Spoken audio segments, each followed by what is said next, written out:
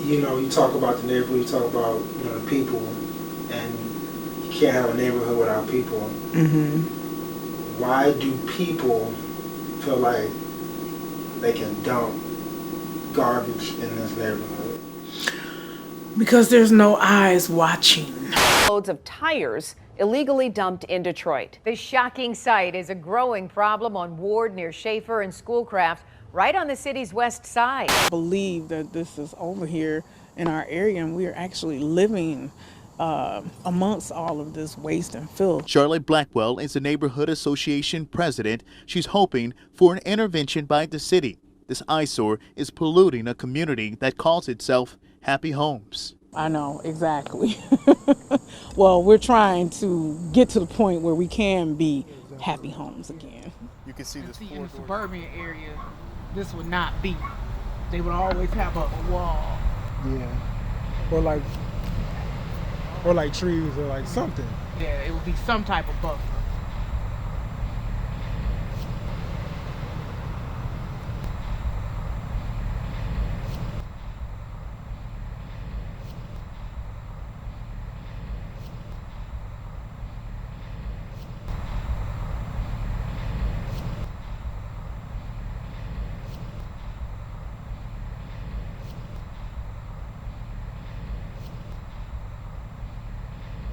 Departments as well. Does that make sense? Yes, that makes a lot of sense. I would say that Warrendale effort is not completed yet, and we've just sort of revealed some of the preliminary recommendations and intend to come back to the community with additional. The biggest draw is that it's so much vacant land in this area. The ratio of vacant land in comparison to the people that's here is like the vacant land is probably twice as much vacant land as it is residents. So, you know, they just see it as a free fall. We live here and we shouldn't have to deal with these type of ills in your neighborhood, your residents, you know. And I do understand how some people, you know, get discouraged and they just throw their hands up and say, you know, I'm leaving, going somewhere else where I don't have to deal with all of this. But, you know, I want to see a change take place. Actually getting ready to do some taping for this documentary. What's up? I wanted to run over quickly the meeting that I had that I was a part of with that marketing firm today. Oh, that was today. What time was it? It was early in the day. It was from 11 to 12. Oh, okay. Okay, yep. While I'm trying to find some paperwork, you can fill me in. Okay, I'll make it. So anyway, it was a good meeting. They had several people on there. Mr. Dickinson's daughter was on there. Brandy, Miss Betty Barner was on there. Here's some others I can't think right now. Anyway, they went over branding and templates. Oh, okay. And keep me clean in the deep. Oh, okay. Okay. This is for New Village, Detroit. So I guess I should probably put it in context. So, New Village, Detroit, we it's an unofficial coalition, and it's about 8 to 10 block club associations and various churches throughout our whole 3.5 mile area. Rough draft of a document that we put together that basically laid out where we thought the clusters might be located. As I said, the boundaries actually go from Ewald Circle to really the Hubble, and then Plymouth, the Chicago and Plymouth area, all the way down to Linden. So, Who created this? we actually, myself and I came up with ideas, and then we have I have a graphic designer that helped to put this together for me. The maps and little things that we had. This right here. I used to go to Chicago to the NeoCon, which was a design show every year with my best friend who was an interior designer from Wayne State University.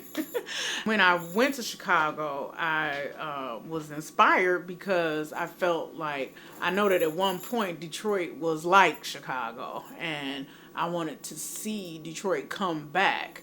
I wanted to help to be that change agent, and I wanted to have the educational background so that I could do it in a proper manner. I decided that I would do urban planning and development, and went to Wayne State and did their master program in urban planning. The Black Student Association Urban Studies and Planning, they helped me to form my community association. It actually was the rebirth of Happy Homes Community Association, because we found out 20, 30 years ago that they were very strong, had a strong presence in the area. That's what kind of started my career path, and that is what has kind of brought me to where I am today.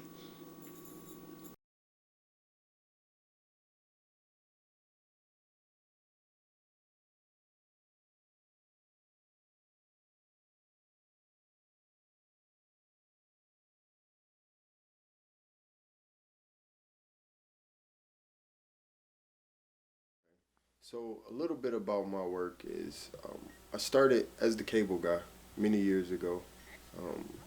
Through that, I saw the devastation in a lot of the alleys in the city. So I quit my job, started clearing out alleys and working with different volunteer groups so that we can touch more alleys. And from that, I found out about the opportunity that the city of Detroit has now with clearing out all the cities.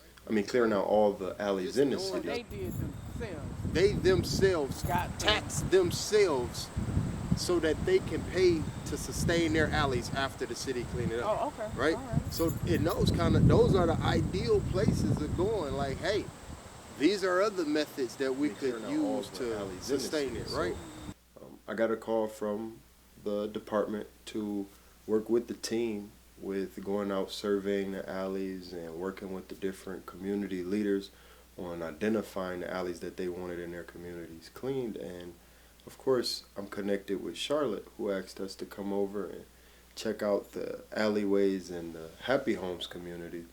And when I got over here, I was actually heading to another location.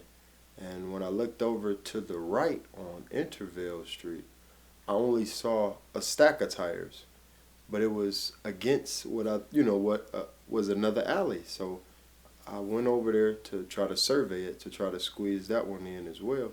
And when I walked further back there, that's when I was like, wow, this is a lot more than just a pile of tires. He says this is the aftermath of a tire disposable company that went under. It's horrifying. And, horrifying.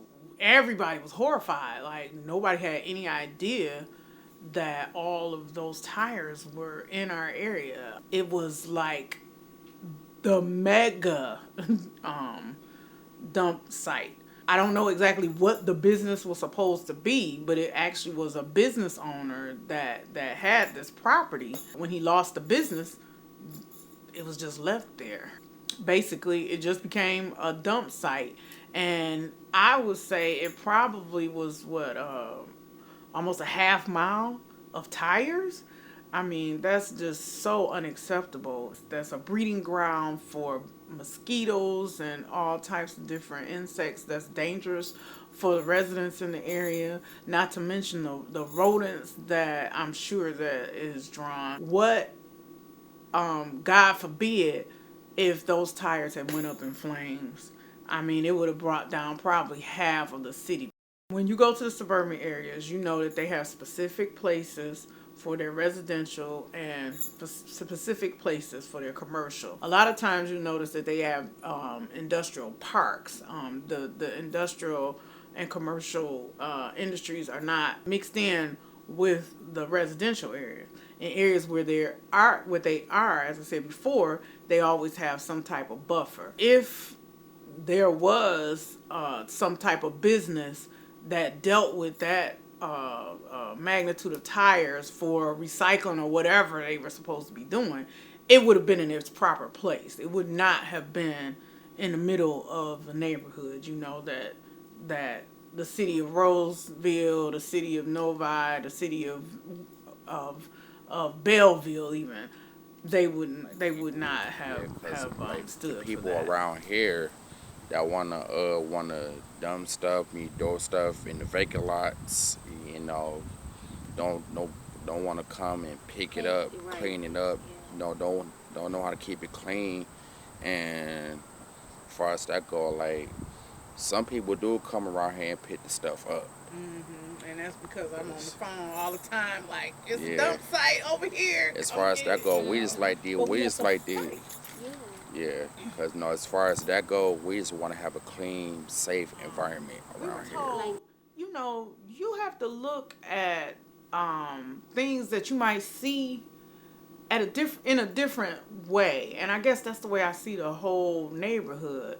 Instead of looking at the negative and seeing it as a negative, you look at it as an opportunity. So our neighborhood is a sea of opportunities. We have the opportunity, because we have so much open space, we have the opportunity to do infill development. We have the opportunity to create awesome open spaces. I mean, the city is going back to nature to a certain degree, so we have a way of shaping that. Like, you have to think outside of the box. So we're thinking neighborhood trails and outdoor fitness parks and different things like that. Like, this is ample opportunity for us to be able to, it's almost like a blank slate, and we can use our wildest imaginations to do something different. Like they said, the city will never be the same as far as the physical structures. And so, we just have to find ways to be creative. And man, I have some awesome visions and plans for this area. And we just need to be able to make these dreams come true, bring them to fruition. Type of work. So, but this is the matriarch of the family. This is where it all began. It might really be that I got that from her. Yeah, that just kind of hit me when we were just talking, because they said she was really involved in doing that type of work. So. In northern Michigan, and then as they became adults, they came down to Detroit, and this was actually a home that we moved into when I was 6 months old, and my grandmother lived upstairs, and then me and my mom and dad and my little brother lived down here. And we've been in the house ever since then. We've been in the house now for 50 years. I love my city. Detroit is all I know. This is my home. Detroit is my home, with the good, the bad, and the ugly. And we basically have gone through. And we're starting to come out on the other side now, but we've gone through the ugly and the bad. And I just have really, really always had a desire to see Detroit come back. And so that is what is really, really driving me. But at the same time, I realized, as we got involved in doing the community work, that the humanity is the most important thing. Like, putting that human element to all of the development that's going on. Like, our residents are our neighborhoods, and they are the ones that make these houses homes. And so we have to figure out a way to really let them know what we're doing, and help them to realize that we're doing it for them and for us, so that we can have a safe place to live again. There'll always be naysayers, and proof is in the pudding. You have to bring your ideas to fruition, and so we don't have to say a word. All we have to do is work, and work towards our end game, our end goal, which is to bring the neighborhoods back to a place, as I said before, where we would want to live, work, and play. So, you know, I wouldn't say anything to the naysayers. You can say what you want to say. I'm going to show you better than I can tell you.